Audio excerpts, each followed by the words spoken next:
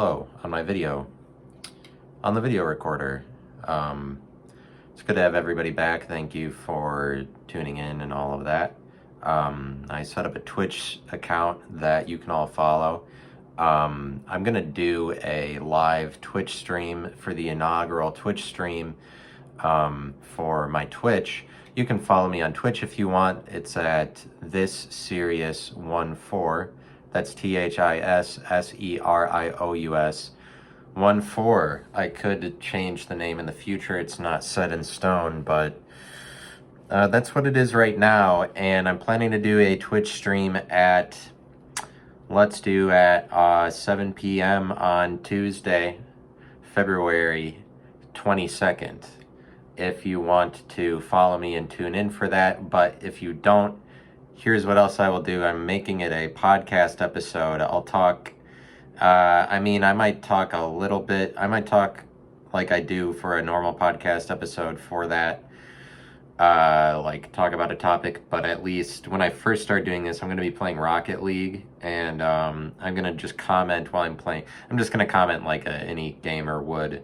At least the first couple times I do it, I'm not going to put a lot of pressure on myself to like make it sound like my other podcast episodes, but I'm making it a podcast episode, so that will be available like the next day as an episode, me commenting on it, but the video will be a Twitch stream, and that'll be on YouTube the next day also if you can't make the live stream. I'm just letting you know about this. I'm trying to be more, I'm just trying to be better, but there's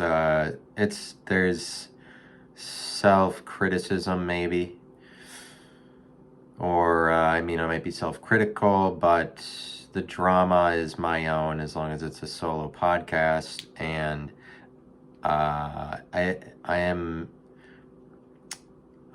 processing what my relationship to this solo podcast is. It has something to do with aversions I have to collectivism ultimately, and then that's something that I'm explaining to you, is that I often have problems with collectives, and I make fun of people's stories or the stories of collectives or of groups of people, people's identities. I make fun of these things.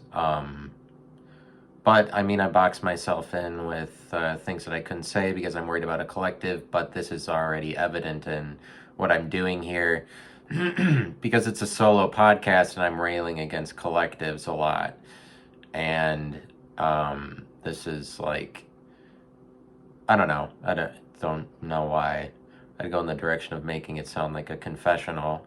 I'm trying to be honest. It's more like, or I'm trying to maybe articulate that I have a problem of some kind, but what else would you be doing as a solo podcast? Like, I guess it kind of gets to a point with me with this where, you guys don't really, you guys don't care, but it's not a big deal, but here's what I'm explaining about this right now. It gets to this point where I have trouble, or like I have to come to terms with the irony or inconsistencies of, like, it's not, it doesn't help me out. It doesn't help my image to be a solo, like, just kind of makes you look like an incel, but be a solo person who's always railing against collectives. And, it's kind of like people have secrets, and those secrets, I would argue, can be communicated more succinctly than pretty much any time they are being communicated. Like, people have secrets, and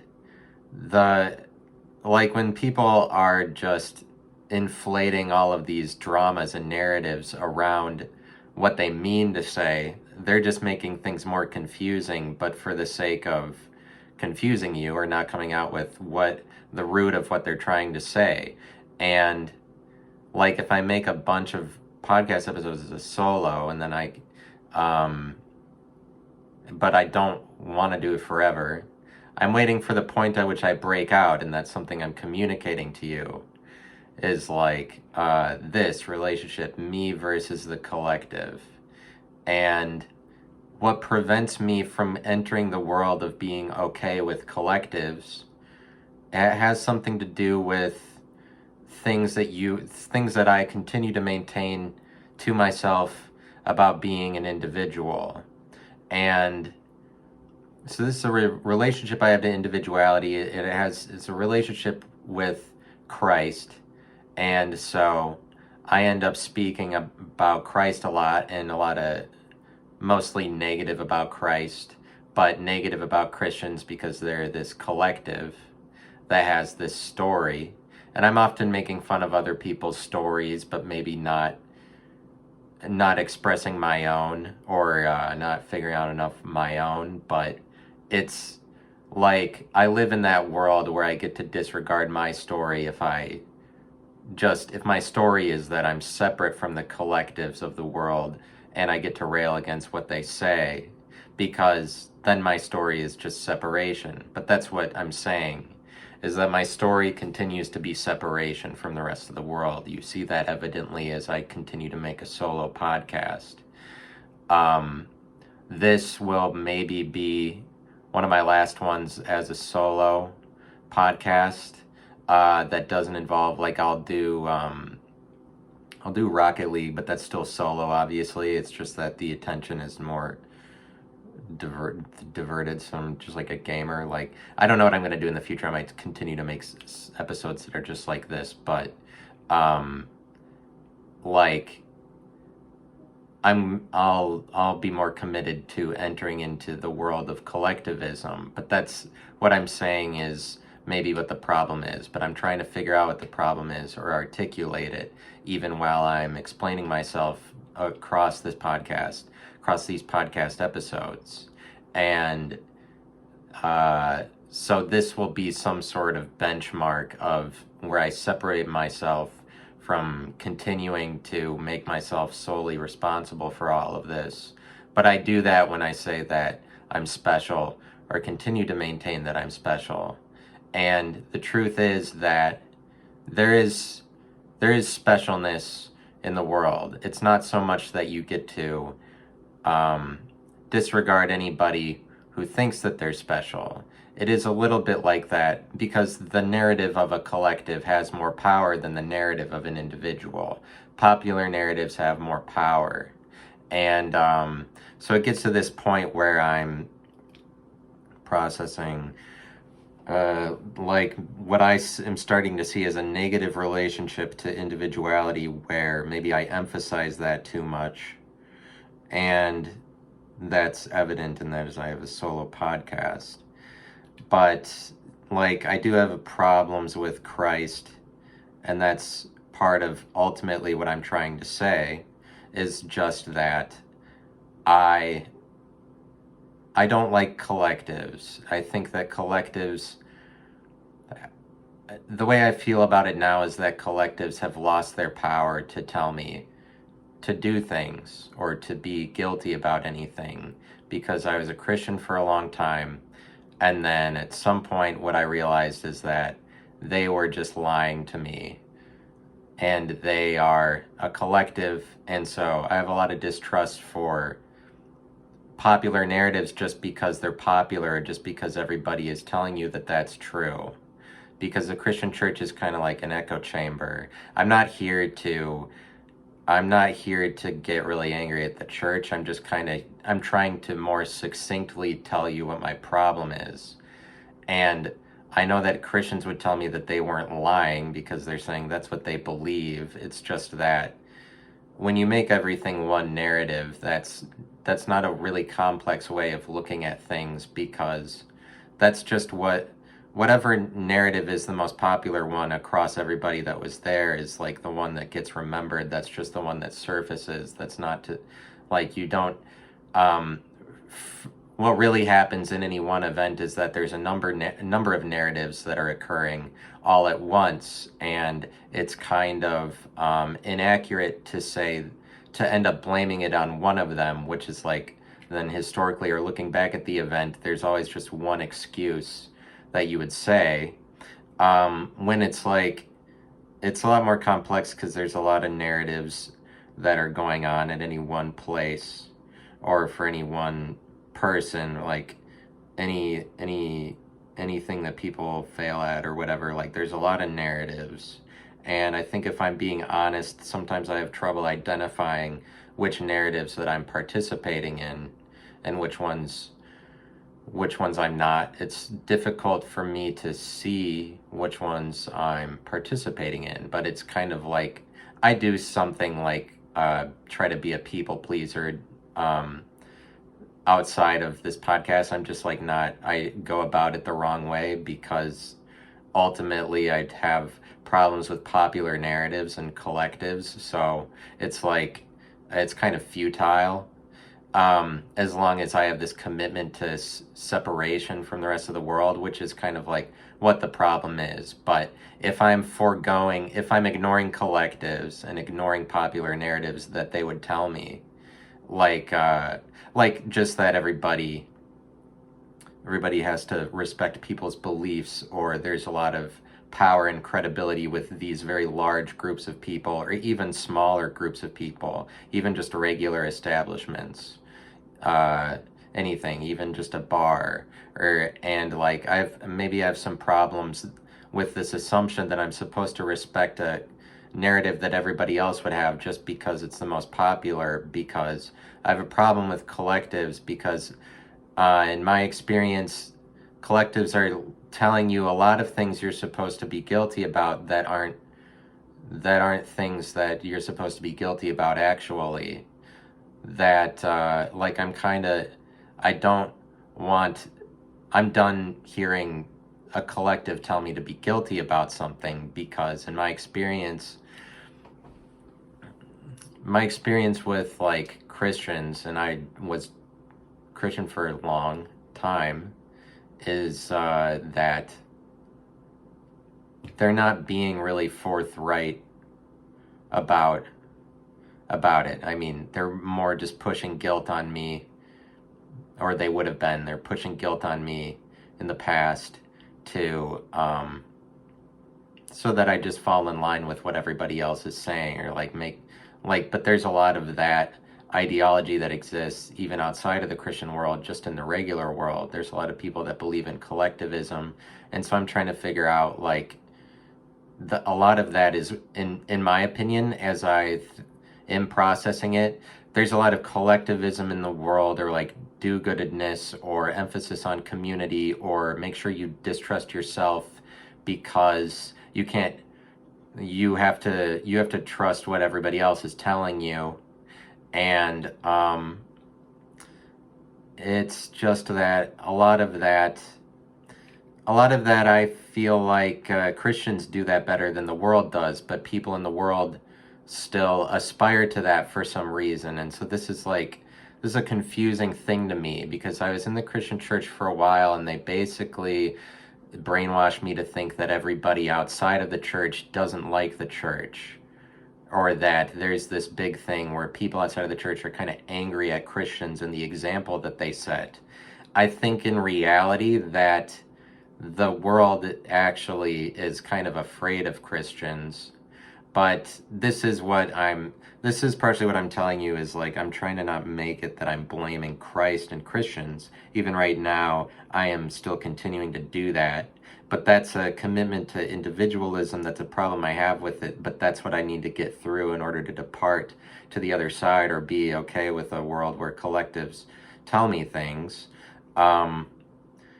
Because it's like I'm continuing to make Christ my story by blaming things on that, and blaming things on the individual of Christ. But I think that a lot of me expressing that on here is a result of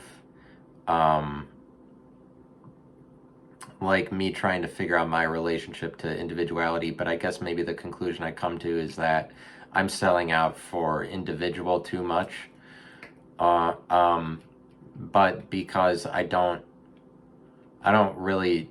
have not seen any reason really to trust collectives, and I don't trust collectives of any kind. I don't really care. Like, I feel like it doesn't really matter, because authorities can have the authority, but they're like It's just the result of a large group of people. But it's not like I'm wrong. I'm just like really self-critical. Like, it's not like I'm wrong all this time on this podcast. I'm just very critical of myself. But that has to do with a commitment to separation or holding myself to a higher standard of self-criticism than other people. It's just that self-criticism probably isn't ultimately the way to be successful. Like high-ended self-criticism, like I have high-ended boutique level self-criticism. It's very rich, it's very expensive. Other people wish that they could afford it, and that's the way I look at it sometimes. You wish you could, like, but it doesn't really help me. But whatever doesn't help me because I did wrong things, or like I should be critical of myself. That's just, a lot of that is collectives telling me to feel guilty. And so, like, I'm telling you, I, the guilt of it, you should really trust yourself. Part of it is that I just like chaos, and a world where everybody was just trusting themselves would be chaos. And I like that, but you're not going to convince me that order is better than chaos. I'm telling you that I have a problem. But the problem is just like, it has to do with secrecy, it has to do with privacy. Like, I spent half of my life in half of the years of, no, more than half of them, like 18 years I spent in Christian education. All of those years were years I spent in private schools. And so the environments for most of my life to this point have been defined by privacy and secrecy. And Christian churches are like that. I mean, they define their schools this way as they are private, they're separate from the rest of the world. And the school I went to through high school was very much about distinguishing itself and saying that the outer world was, I mean, besides that they're participating in lots of evil, that like the environment, privacy is better, whatever. Like, but it's just that doesn't go away if I just snap my fingers. If I want to no longer be defined by privacy, that doesn't, it's not true, because like I was committing to privacy for a very long time. Christianity itself is privacy. Besides the schooling, it's just like going to church every week and church events for all of those years makes your life very defined to privacy and a speciality, or being special. And it's just that literally there is something special about you if you commit to secrecy for that long. And now I'm trying to figure out, how do I enter the world of collectivism? Why is my mind so dead set on keeping myself private, not just in making a podcast, but in not being open to like being friends with people, or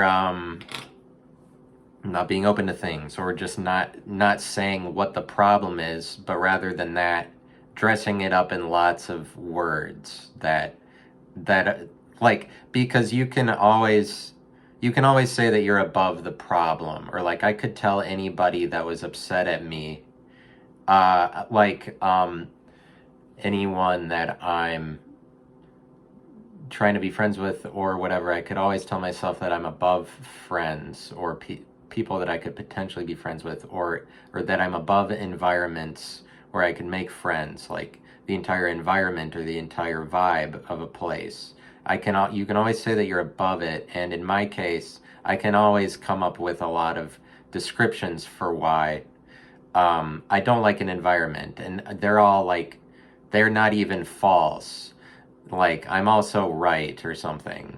But there's like, I'm talking about sort of a commitment to self-criticism, or being above things enough that's like, I criticize myself more. And another thing is that Christianity, whether or not anybody knows this or believes me when I say this, Christianity is a standard for criticism. I think that a Christian church possibly, like, this is kind of a theory I'm trying to figure out to be true, that seems true to me, is that Christianity kind of sets this standard for criticism where that environment, and the more Christian it is, the more fundamentalist it is the more sarcastic it is. The private school I went to through high school was like the most fundamentalist Christian environment that I participated in. It's also the most sarcastic environment that I've ever been in. But it's like, it's so sarcastic because it's assumed if you're dedicating yourself to that secret a level of like fundamentalist Christianity, and it's secret because everybody else is like in a public school, and they're already creating the popular narratives for what it is like to be a person living at that time. You're automatically separated from popular narratives and living off of alternative ones. You're already, if you spend a lot of years as a Christian or something, it's already a lot of dedication to alternative perceptions and unpopularity. But like, I know that I'm saying also that Christianity is popular a number of times in the past. It's just that like it's a generalization that I'm making sort of, because there's a lot of levels of Christianity. And so I say that Christians own 55% of the world's wealth, but probably a Christian would be like, well, those are a lot of people who say they're Christians, that, because there's lots of levels of it, and there are lots of people that say they're Christian that aren't committing to it fully. But so I'm kind of, in speaking about Christianity's relationship to popularity, it's kind of complex. It's really complex, but it would be doing it a disservice to not mention just like there's a lot of different levels of it. Like, there is popular Christianity and there is unpopular Christianity. But honestly, in saying that like 55% of the world's wealth is owned by Christians, what that proves is that one of the greatest indicators of you having money actually is if you have the title Christian, because why are people listing themselves as Christian for those statistics if they're not at least somewhat that? But it's like, it would almost go to say that claim the title has some power for you. But obviously there's sects of Christianity like that it doesn't help them out to be in it. They're still living a lifestyle where they're under the gun of everybody else. It's just like, there's some people that do it and they are still poor, obviously. But Christianity is kind of like I guess it's supposed to be regardless of class, and it is kind of like that, right? Where it unites all classes of people, because it's rich people, it's poor people. It's that kind of thing, but it's like, it's also kind of the most obvious thing to participate in. But like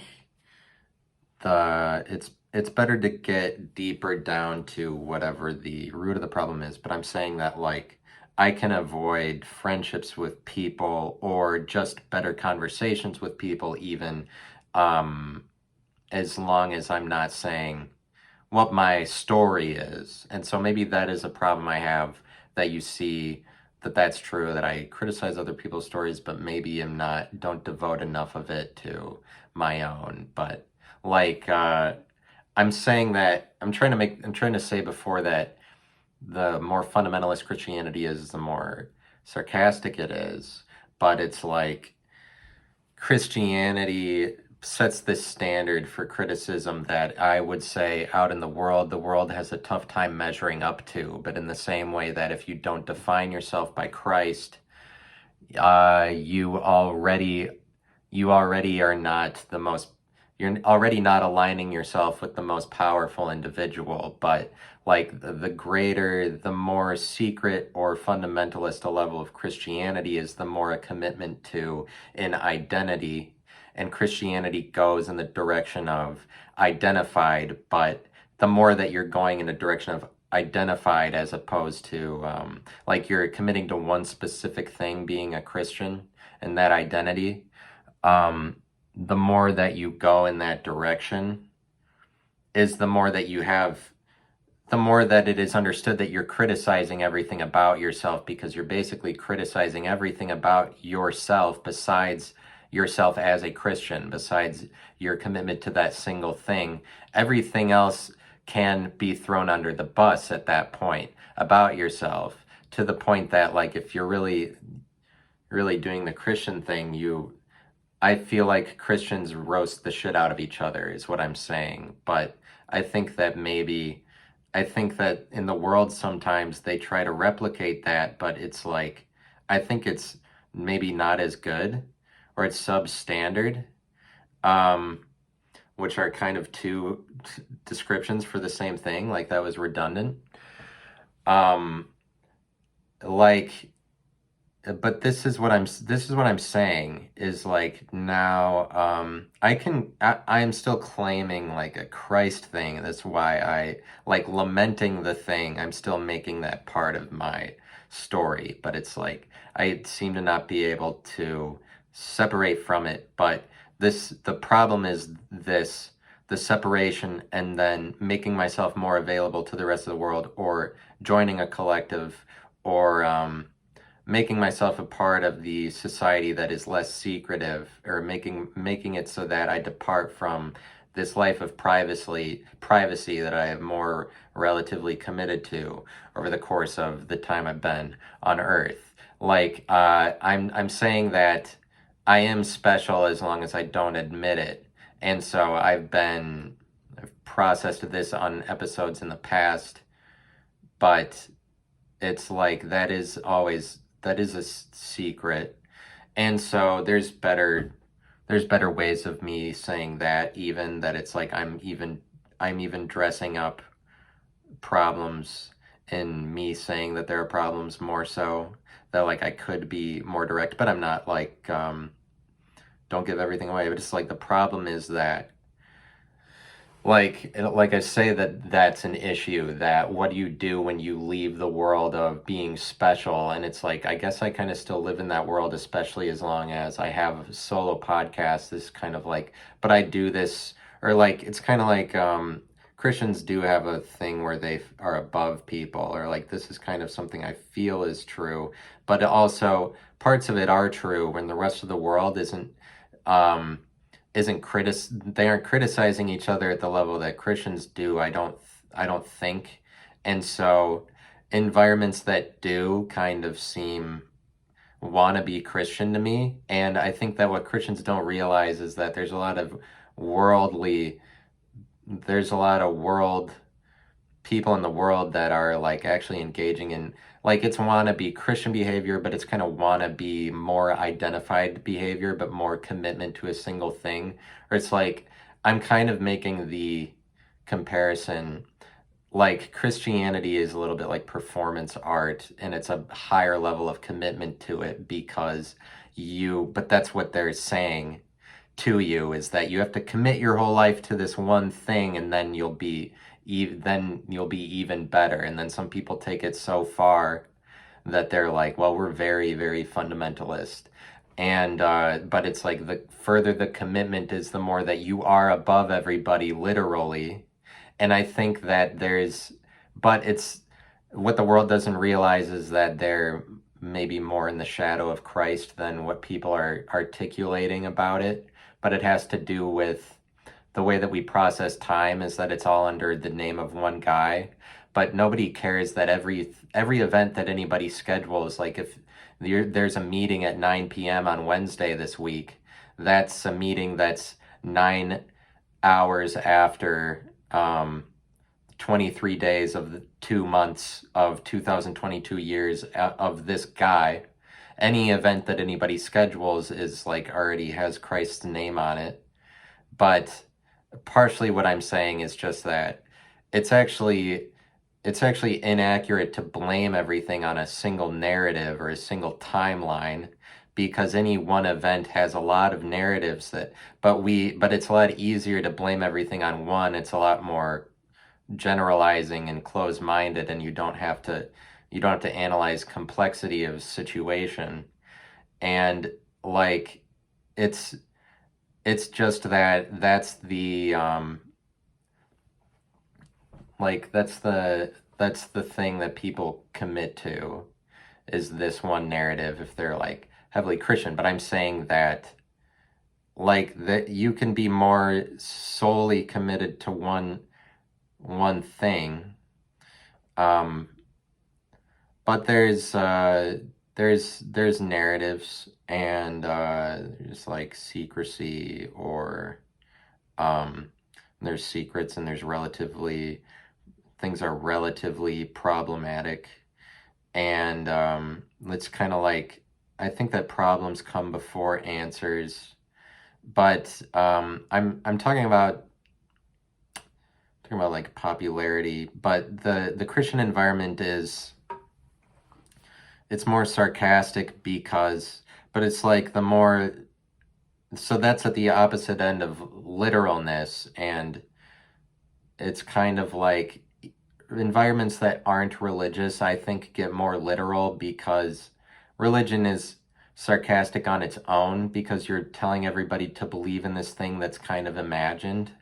And so, rather than based in the physical world, and then people think that they have the answer to that predicament by saying religion is the problem, everything needs to be based in science, when, I mean, science is still like it's a religion if you commit to it so much that everything is science for you, because you can commit to that environment too. You can commit to any one of these environments. It just so happens that the Christian one is the one that everybody is living in the shadow of all the time, because they're already on the side of the guy that has established a more than 2,000 year reign.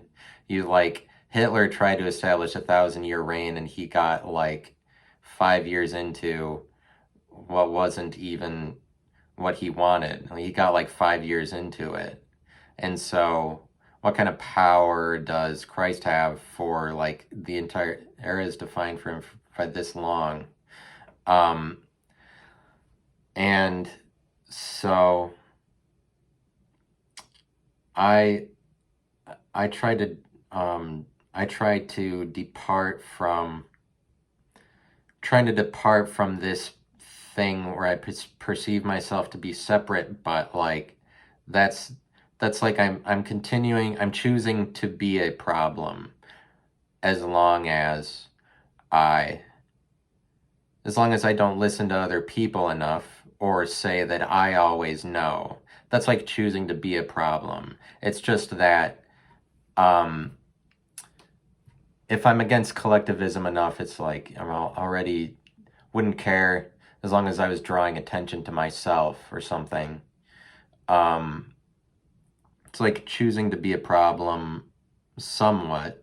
It's just that there are, it's like if I go and do comedy somewhere, I feel separate from the people there. Sometimes I feel like I'm above them, but it's because, like, literally, I can always hold that against people because, literally, I am special as long as I commit to this separation. But, like, I've done that, like, this commitment to a single identity, I've done better than anybody else, like pretty much anybody else around me. And so it's like literally that does exist that way. Like literally I am separate. And but the problem is that I don't want Christ to be my story forever. And so the only way I make that happen is if I compromise on some of this individual bullshit, and like I admit that what I really want is to not be special. That's the real secret.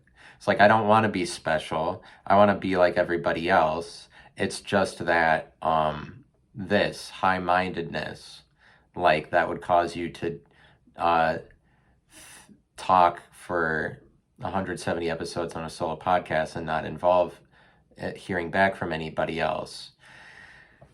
Um, it's kind of like that, and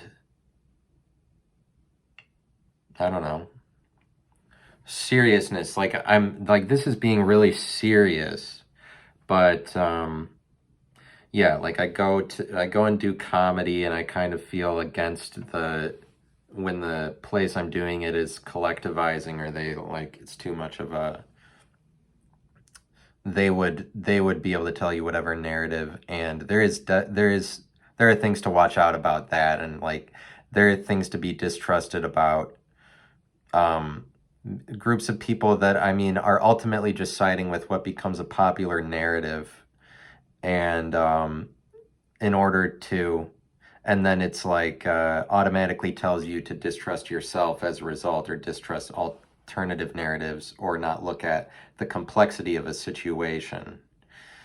And like, I don't know sometimes what narratives I'm identifying with or not, because if you go to a place, or like if I do comedy or go anywhere, any social gathering, like the people that you are connecting with there's narratives that are swirling around, and it's kind of difficult for me to say, like, I'm participating in any one of them in particular. But the more narratives that you see is kind of the more that you'll be the more that you are present in a situation, or it's like the more that you would control the power of narrative itself, is the more you see all of the sub narratives that are swirling around an environment or a place that you could potentially be involved in. But it's like sometimes I'd say that I'm places and the narratives are such that I'm talking about like perceptions, and it's kind of like seeing things through the eyes of other people. And so there's like paranoia involved, but paranoia isn't the ultimate evil, because you can be sensitive to environments and pick up things about the way that things are going. In fact, that's what you're supposed to do in life. So like figure out when people are telling you that things are going sideways and then improve on it. But there's better ways of doing that. Like you can pick up evidence from lots of things. But I'm saying that like um, if if you are present enough in a situation, there's nothing you can do about seeing lots of narratives. And then sometimes I feel like maybe I involve myself in ones that are even unattractive, but it's not really the point, I don't think, to look good all the time. I think it's better to be noticed. And but you're going to go in the direction you prefer. I don't really like simplicity. I like complexity. And so that kind of leads me in the direction of trying to figure out all narratives that are happening in a place at a single time, not from strangers, but from people that you would be trying to please or whatever, like when you're out. But like if I'm doing comedy, that's something like the everybody in the room. And like if you're more about the power of narrative yourself, like you'll be attuned to those, and then even to the point, and if it's really inescapable for you, you'll come across as unattractive, but like because you'll be participating in narratives that maybe you're less qualified to participate in, or that make you look ugly at the point that you're participating in them. But like I'm saying that it's not better. Um, I don't know. Like I would hate a collective enough that I'm not even, it's sometimes hard for me to even try to appeal to that, or like I'll go in the other direction just because that's what popular narratives would not want me to do. But that's kind of like choosing to be a problem, or but I'm saying that if you really are special, then you'll end up producing special situations. And so it's worrisome to try to to try to disassociate myself of a life that's dedicated to privacy, when there's so much safety in that. When there's so much safety, I get to claim, like, literally, if I continue to say I'm above people or something. And it's not it's kind of like it's false in reality that I am above people. Like that's kind of saying that my past is who I was, rather than in this moment everybody is equal. And it's like I'm making things about identities that I have in the past. And I guess like this is just the entire struggle itself, is making something about an identity, especially in Christianity, what is a commitment to a stronger singular identity. Um, like that's high-endedness. That's that's really rich and expensive, is like an identity or a performance art that you are always always committing to it and foregoing who you are. And because that leaves it open to criticism, because you're not maybe that's something like the opposite of trying to figure out all of the narratives and appeal to all of them, but like in figuring out narratives, like I'm saying that sometimes I will, when I'm speaking to narratives that I'm not even thinking about, but they're just kind of maybe things that I find that I am often talking about things that I'm surprised that uh I was, like, I'll look back and it would appear that I was subliminally, like I was involving myself in narratives that I wasn't even thinking about. But high-endedness, it's it is that there's a standard, and the standard I think is Christ, because there's a lot of people that come around and they're just kind of like uh I mean, but literally, this is how the world runs, this is how the world organizes it, is they make everyone who has a legacy as a it's temporary in comparison to Christ, but temporal itself is owned by Christ because it's all on his time. But we're like everyone's legacy is rendered temporary instantly. And to me, part of the question is like, what is motivating everybody in the direction of trying to make it big or make it noticed, get noticed, or be famous, or, but like for some reason I'm talking very seriously, and serious is more literal, like Christianity is kind of like at the point that you're opening up things to criticism that much, like you wouldn't criticize Christians about being a Christian, but it's like this is just kind of an unexplored realm of territory for the world, I would argue. And I think a lot of Christians would say that the world is often making fun of them, but I think that it's more the case that Christians run things more than Christians think, and like people are silenced usually pretty quickly. There's stories about people making fun of the church or something, or they have like something bad to say about it. Those often go away, but definitely one narrative that continues on and on, since we're scheduling all of our events on it, is the timeline of Christ. And so this is like, I would argue that as long as I'm just spouting off Christ, I'm saying it a lot, it's a frequent topic of conversation for me, then that definitively is my story. And so it's like hypocritical for me to criticize it, but it's more like it's coming out a lot because there's a lot of it that went in. And so now it's a lot of, now I'm processing all of that back out again, or like why, because so much Christ. And also the problem is that in the Christian church, that's a lot of positive interpretation of Christ, like in fact absolutely positive interpretation of Christ the entire time. um and like I'm saying, sort of my problem with Christianity is that it makes me separate, and like to the point that I'm programmed with it, to the point that like I've done that so much that I think my life is a secret.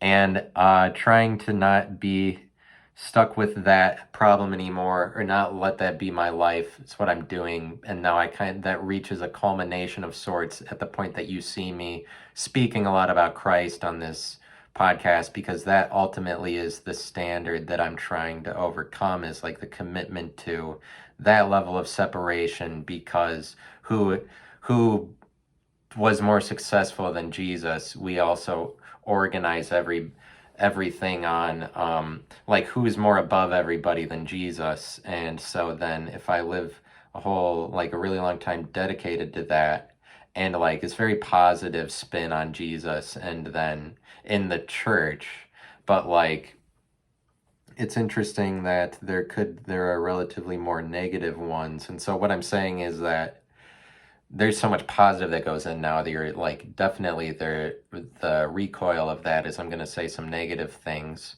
as long as I get outside of it enough to say that I'm not I'm not hypnotized by it anymore. So this is what results. Like, and I would say it's something like being hypnotized by it, as long as I'm going with all of the, like, Christ is definitely the greatest ever. But it's kind of like, by comparison, there are all these other people that are also the greatest ever in their various fields, like Michael Jordan or Michael Jackson or whoever, and that we forget them, or we declare them to be temporary instantly by marking the end of their life with one of Christ's years, is a little bit ridiculous. It's a little bit neglectful of beauty or excellence. Like, it's a little bit neglectful of things that we should treasure while we see them, whereas Christ is something you never see. Like, there's definitely something to be said about what we declare to be temporary, but maybe that's one of the real problems with it, is just that Christ always renders all of anybody's timelines temporary, and temporary is gone here today and then gone tomorrow. And like, yeah, for some reason this topic is very serious, or is very literal. Like, it's kind of a joke. It's kind of a joke to be that identified to one thing. But it's more of a joke when everybody is telling you that, like, I grew up in a Christian echo chamber, and everybody in there is saying that it's all about Christ, and the rest of the world is dumb. And so maybe it's like, I'm still kind of carrying that around. The rest of the world is dumb, but as you can hear, as I'm already saying, there is an above you-ness that I do have, but it kind of just leads to secrets that I wish I could depart from, where, like, be more appealing. And yeah, like, there's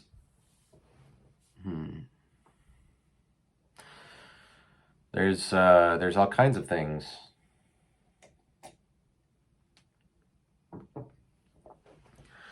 There's things that I could be saying, probably more particularly, but it's like, there's this about, like, Jesus is the answer. He's the greatest answer. He's like the easiest thing to find safety in, because there's so many people that are like, yeah, Christ, like, he's really cool. Jesus will always be cooler than I am, basically. How not? People will remember him a lot longer than me for when I'm gone. So that's because he's so cool. And it's like, as long as you're in the Christian church, you receive a lot of, like, positive perception of Christ, especially in the church. It's like often absolutely positive, because that's what you're worshiping. That's just a perspective of Christ, that he is the greatest answer. But then people who aren't Christians, or like outside of the church in quote unquote the world, you would outside of the church and getting further and further away from the church, getting less and less religious, you go in the direction of interpreting Christ to be the problem. Like, that's why really scientific people, are people that are pissed at, like, religion and say that it's the problem. Those people rise up. It's this counter environment. But, like, the more worldly, quote unquote, that you get, is you're looking at the same figure, Christ. It's just that you then have the opportunity to interpret it negatively. The opposite of an answer is a problem. And there are a lot of people that are like, religion is the problem. It's the people that are the least religious. But it's almost like there's sects of irreligion that get as fundamentalist as Christianity would. And you can go in that direction. But the point that I'm making is that you couldn't actually tell me that Christ is an answer, but that he's not a problem as far as the world perceives it as, or as far as the world narrates it. That problem of Christ is too complex that you would be able to simplify it to that he's the single answer, because there are all these other sub answers that that we declare to be temporary, that are also safe environments, individuals that rise up, that you can find safety in their opinion and the responsibility that they take, even pastors, but and celebrities and figures, philosophers, authors, especially, even directors of movies, whatever you like.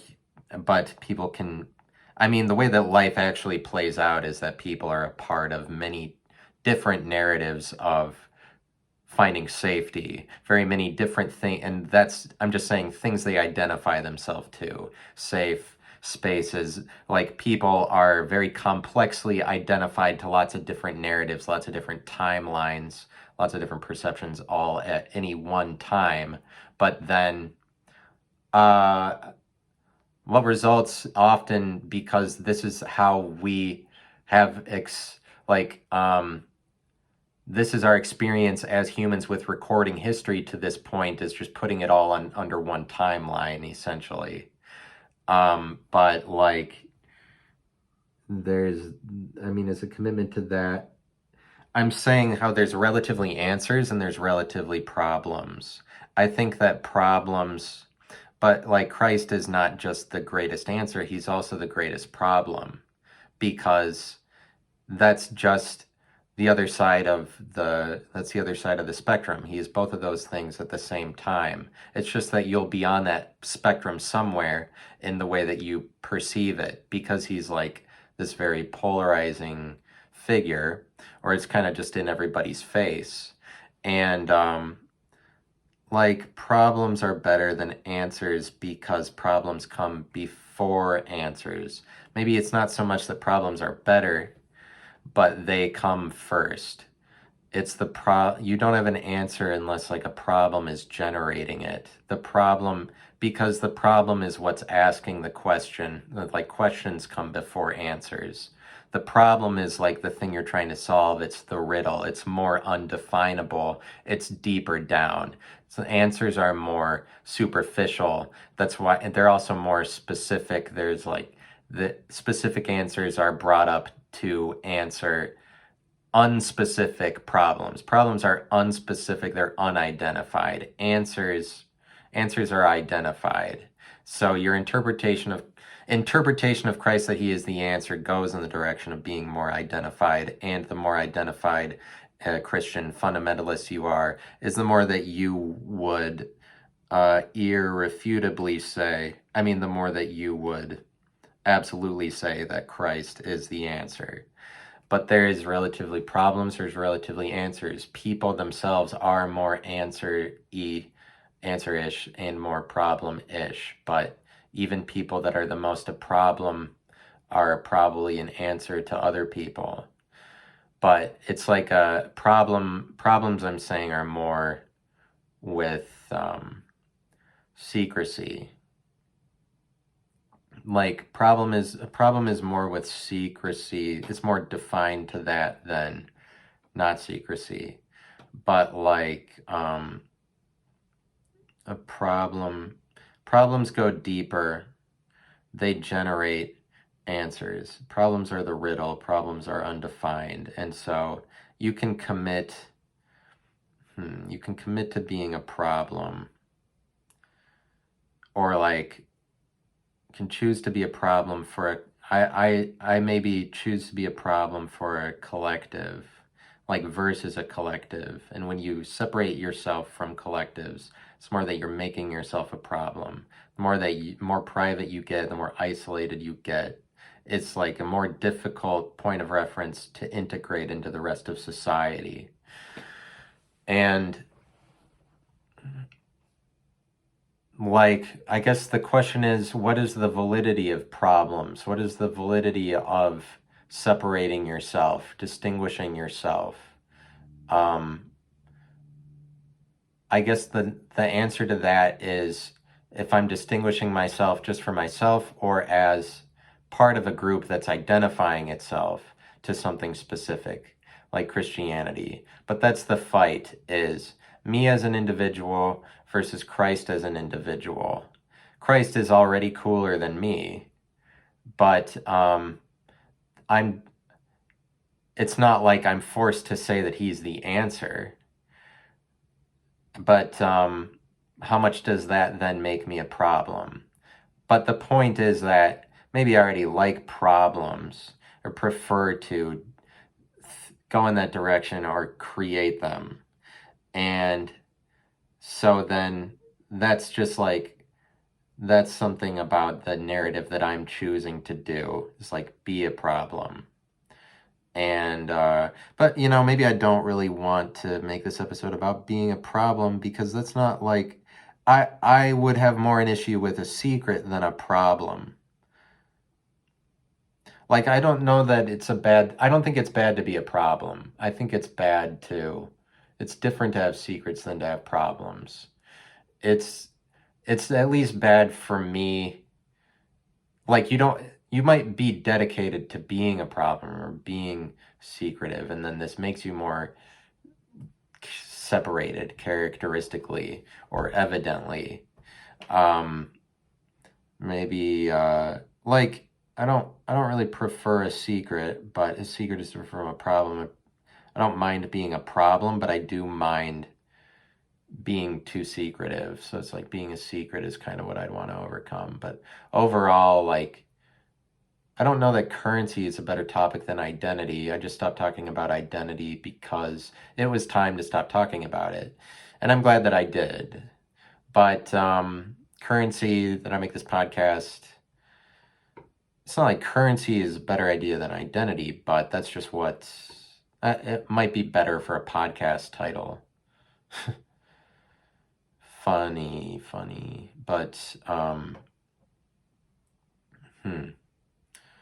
I've said a number of things, didn't get all the way to the bottom of it, but I'm trying to depart from lonerism or individuality and be a collective. It's just that,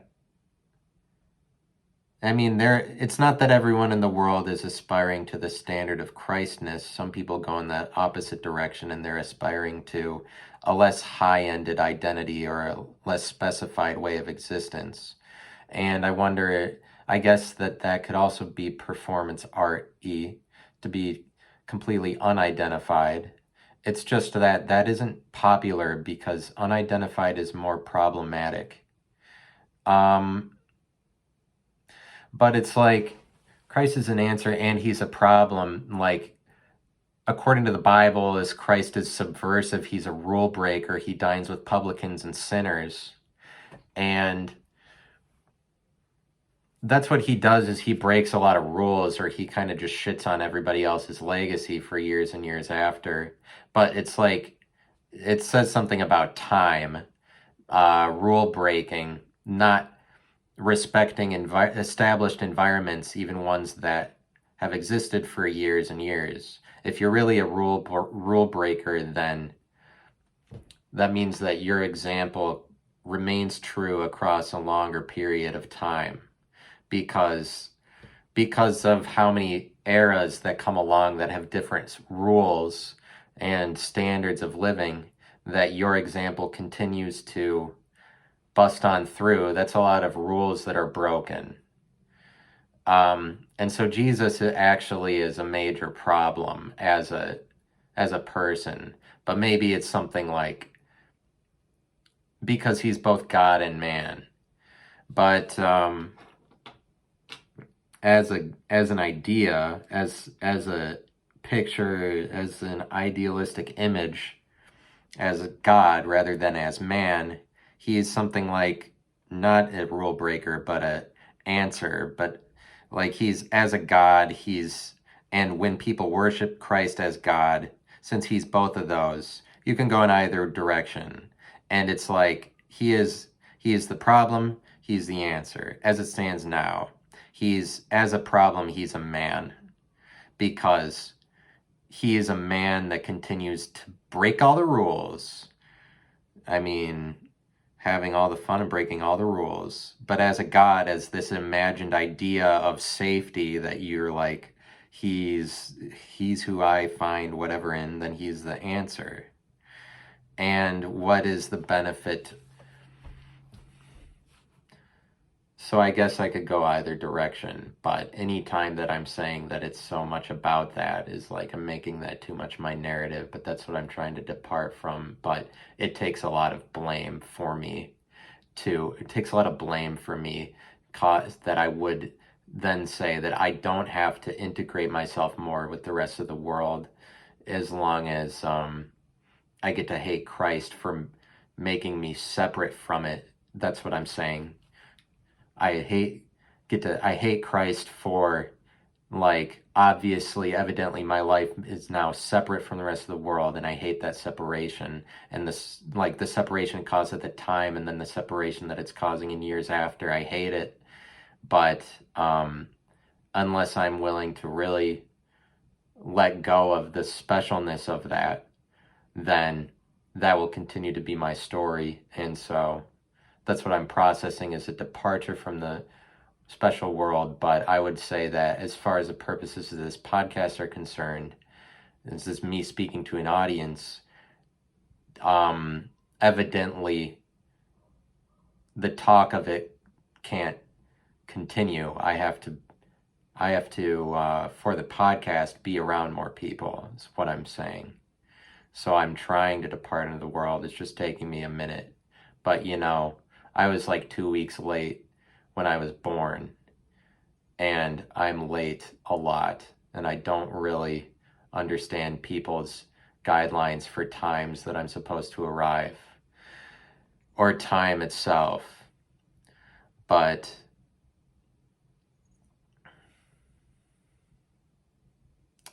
that's up for all of you to decide, obviously. And it's up to me to prove that I'm more than just talk. Boom, the end. That I'm more than just talk, and then something else related to talking. Yeah, talking, you can do a lot of inflating narratives and things. You can spin a lot of words that act as buffers and barriers between the rest of the world that's hearing you and then deep down what your problem is. And like the deeper down the problem, it's just that there's levels of that even in your own mind. Like the deeper that you want to communicate something is the more that you are revealing a secret, rather than maintaining secrecy. And then I would say that that's something like trying to make money or be protective, because the people that are making money have a formula or a product that's protected, that's maintained in some way, so that they're creating dramas surrounding it, that you're like, it's not like, if you really want to simplify some things, it kind of destroys some areas. I mean, it destroys everything. The point at which something that people used to think was complicated, when that becomes simplified, like something that used to be a riddle or a formula, like it's kind of like Coke has the secret formula, and they also do a good job marketing it that way, so that's the way that people perceive it. And like The Secret Life of Zach and Cody, that's not a TV show that you want to be in you're an actor on that in real life, I don't think. I think that that's a little weird to call a show The Secret Life of Zach and Cody, and then they're like kind of in this hotel that is like I mean, they try to say that the hotel is kind of like haunted sometimes. But but their mom is secretly a good singer. She's like secretly talented. There's a lot of there's secrets that are surrounding uh, that hypothetical scenario of that TV show. But it's kind of like something that you're calling a secret is becomes kind of secretive as the way that the rest of the world perceives it or watches it, or they make a group of people around it. Like, I'm saying that over time, then that show is just kind of a secret eventually. I don't know. There's no reason to really talk about that. But because I was talking about something more interesting, I was saying complicated things are more, damn, I was talking about something interesting and then I talked about something stupid. When it's more complicated, then it is producing more confusing things like form, when the, but I'm saying that it would appear that everything is destroyed at the point that then the surrounding world can just express it in simple terms. But that's why cryptocurrency is better than the internet is more complicated than nations. The internet will destroy nations. If you think that the internet it will not outlive nations, I mean, like, if you think that the internet will not one day have more power than nations, then don't invest in cryptocurrency. It's basically what it is. I think that the internet is more complex than nations. That's because the world at large is nowhere near understanding computer code. You have to be pretty intelligent to uh, write any of it at all. Like, besides that, there's lots of people that do go into it. Like, there's some people that are geared towards it. Um, but even among them, it's just that, like, there's only so few people that are actually writing computer code, but this is the language that all of the important things in the world will be encrypted in for years to come. But the world on a mainstream level is so far from understanding computer code that that will be encrypting as a thing for so long. And so like the product of a cryptocurrency is like, it says it's all written in code. It's like you don't really have to worry about people figuring it out because people don't know how to apply code. It's actually difficult to understand that, and it takes a certain kind of person even at this point. Like it's definitely nowhere near mainstream that people are like applying code. And but I'm saying that at the point that the Songhai Empire gets destroyed, or any empire gets destroyed, is the point at which the surrounding world walks on in and defeats whatever defenses that they had up because they're operating at a lesser rate of production or a lesser set of technologies. If a better technology, a better empire or a group of people that competes with the empire comes along, they destroy it. It's kind of like simplifying what used to exist as a problem to the rest of the world, something that had these barriers and existed as this thing that was putting out energy into the world like an empire or just a company or anything. When the world is able to define it, then that's when it gets destroyed. And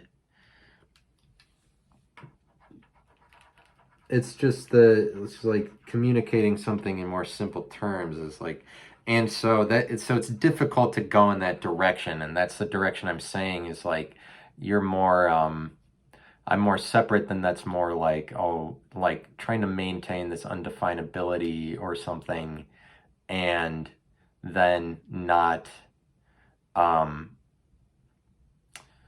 but the more that I simplify it, the more that I simplify that to other people to tell them that so that they can be on my side actually, so that I can be relatable.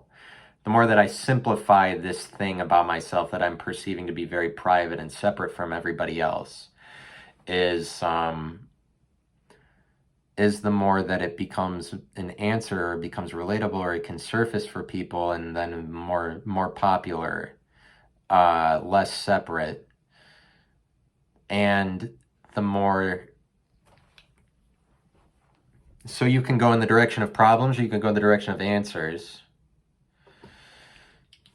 And so for different people would say like Christ is the answer. I don't, if like I'm already saying Christ is the problem, and then what does that dictate about my relationship to people is that I prefer problems. I prefer that. I prefer Christ as a man than as a God, because I prefer the competition that he puts forward, because that's what he is. When you're saying he's this guy that wins everything, is you're seeing him as the man rather than as the God or as a problem, literally. And then at the point that he's a problem, it's a competition. Christ sets the bar pretty high, and this is just a competition. If there's a competition, and I prefer the problem, and so then I prefer that for myself. And but then I'm saying like I want to go in the direction of answers, basically, or I want to go in the direction of simplifying things for other people. I don't know. It's hard for me to say. Maybe it's better like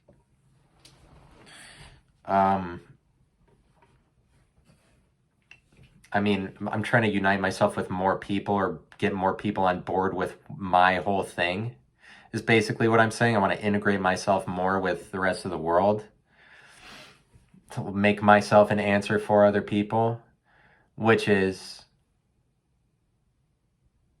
it's gross in some people's eyes. People that are like, narcissism is very scary. For people that aren't willing to accept that individuals and narcissists are in the world and there's nothing that people can do to write them out of existence, they would say that that was gross that I'm saying that. It's not really that. I'm really not doing everything in my power to like get people on my side, but you know,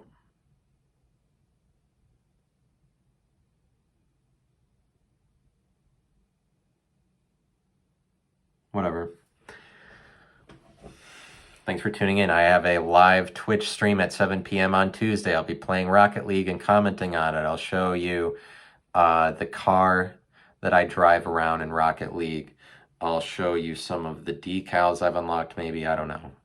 That's a thing I'll just comment it honestly, the way anybody does or whatever. But thanks for listening, and talk to you all later on.